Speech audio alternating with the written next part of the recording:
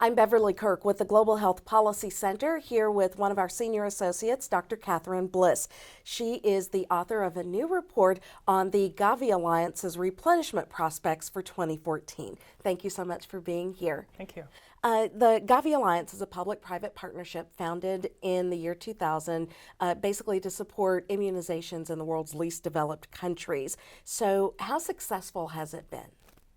Well, the GAVI Alliance originally started out as the Global Alliance for Vaccines and Immunization. It was started in 2000. It was launched at the World Economic Forum in Davos as a way of bringing together both the public health sector, which is in many countries responsible for actually implementing and delivering vaccines to populations that need them, and the private sector research and development firms that are the ones that are developing, innovating, and producing the vaccines. And it was felt that you really needed to bring these two sectors together in order to get both the underutilized vaccines and the newer vaccines, which are available in many developed countries, to the populations in the least developed countries and in the most remote regions.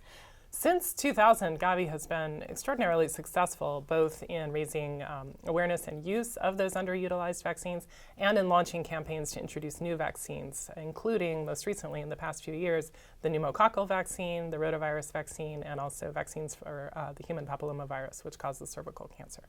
In terms of replenishment, what are donors going to be looking for this time around? Well, this is the second replenishment that GAVI will undergo. The first one was in the year 2011. And so at that point, they had initiated a new 5-year plan to cover the period from 2011 until 2015. So the replenishment, which is likely to happen at the end of 2014, I guess perhaps could be in the beginning of 2015, they will be seeking funds for the period from 2016 to 2020. And I think that the alliance, the network, the partners are going to be looking at three big questions. One is how well is GAVI's model of advocacy, of accelerating uptake of vaccines, and of the complementary health system strengthening working? How well are they doing in terms of introducing the vaccines and in increasing coverage of those vaccines in the countries that have made them that have applied for the funding support and which have made them part of their palette?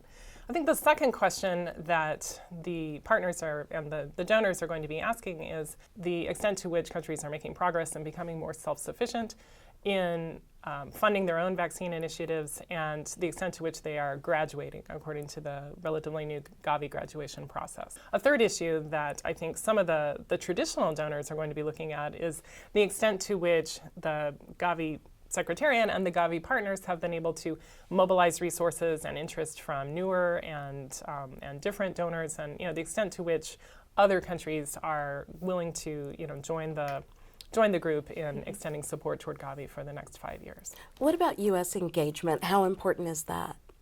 The U.S. has been a longtime champion of GAVI. The U.S. was one of the very first donors back in 2001 with an initial pledge of $48 million.